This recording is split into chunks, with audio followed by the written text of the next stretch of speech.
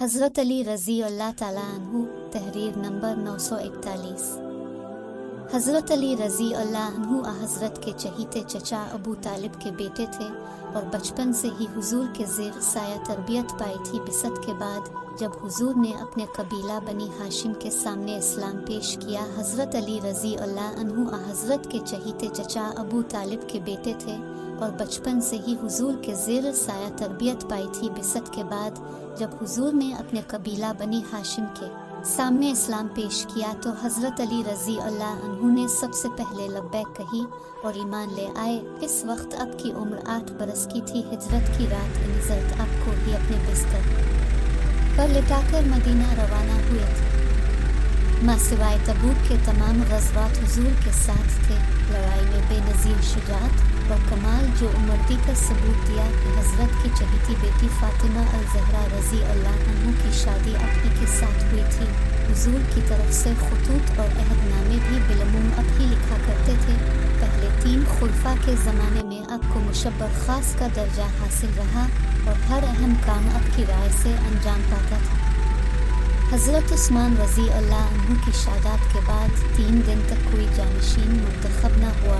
ہر طرف باغیوں کا زور تھا اور مدینہ میں عجیب افراتفری مچی ہوئی تھی۔ انتظام بحال کرنے کے لیے ضروری تھا کہ فوری طور پر خلیفہ کا انتخاب کیا جائے۔ اس لیے انصار و ساجد بزرگوں نے اکٹھے ہو کر حضرت علی رضی اللہ عنہ سے درخواست کی کہ وہ خلافت کا عہدہ قبول کریں۔ آپ نے بار بار انکار کیا لیکن بالاخر مان گئے۔ چنانچہ ذی الحجہ 535 میں عام بیعت ہوئی اور اپنے مسند خلافت پر قدم رکھا۔ سیرت اور عہد خلافت پر تبصرہ۔ حضرت علی رضی اللہ عنہ میں سب سے پہلے چیز آپ کی شجاعت ہے۔ سخت سے سخت معرکوں میں بھی آپ ثابت قدم رہے۔ بڑے بڑے جنگوں آپ کے سامنے آنے کی جرأت نہ کرتے تھے۔ آپ کی تلوار کی کاٹ ضرب المثل ہو چکی ہے۔ شجاعت کے علاوہ علم و فضل میں بھی کمال حاصل تھا۔ ایک فقیہ کی حیثیت سے آپ کا مرتبہ بہت بلند ہے۔ آپ کے خطبات سے کمال کی خوش بیانی اور فصاحت ٹپکتی ہے۔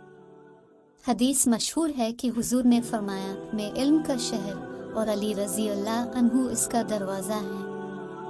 آپ کا عہد خلافت سارے کا سارا خانہ جنگیوں میں گزرا، اس لیے آپ کو نظام حکومت کی اصلاح کے لیے بہت کم وقت ملا۔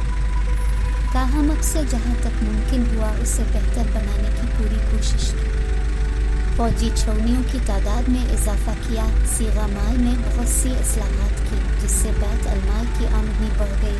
مال کے اخلاق کی نگرانی خود کرتے اور احتساب فرماتے، خراج کی آمدنی کا نہایت سختی سے حساب لیتے، ذمیوں کے حقوق کا خاص خیال رکھتے۔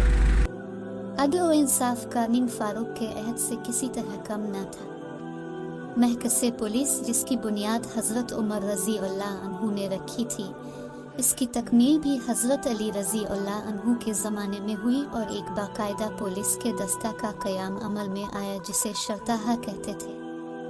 اس کے اخصرالہ کو صاحب الشرطاحہ، اس کے فرائض میں حفظ امن اور جرائم کی روک تھام کے علاوہ منڈیوں کی دیکھ بھال بھی شامل تھی۔ شہادت۔ خارجی ناروان کی شکست کے بعد خاموش نہ بیٹھے تھے۔ ان کے 3 جانباروں نے فیصلہ کیا کہ ایک دن مقرر کر کے حضرت علی رضی اللہ عنہ، امیر معاویہ رضی اللہ عنہ اور عمرو بن العاص رضی اللہ عنہ والی مصر کو قتل کر دیا جائے۔ چنانچہ تینوں اپنے اپنے سفر پر چل پڑے۔ ابن سلجم نے حضرت علی رضی اللہ عنہ کو شہید کرنے کا ذمہ لیا۔ تینوں نے تجویز کے مطابق ایک ہی دن فجر کی نماز کے وقت وار کیے۔ امیر معاویہ رضی اللہ عنہ پر وار اچھا پڑا۔ عمرو بن العاص نے اس دن اپنی جگہ کسی اور آدمی کو مسجد میں بھیج دیا تھا، چنانچہ ان کی بجائے وہ آدمی قتل ہو گیا۔ لیکن حضرت علی رضی اللہ عنہ کو زہر آلود خنجر کا کاری زخم لگا جس کے باعث حملہ کے 30ویں روز یعنی 20 رمضان 24 رمضان کو رحلت فرما گئے۔ انتقال سے پہلے تاکید کی کہ میرے قصاص میں صرف قاتل ہی کو قتل کیا جائے، کسی اور مسلمان کا خون نہ بہایا جائے۔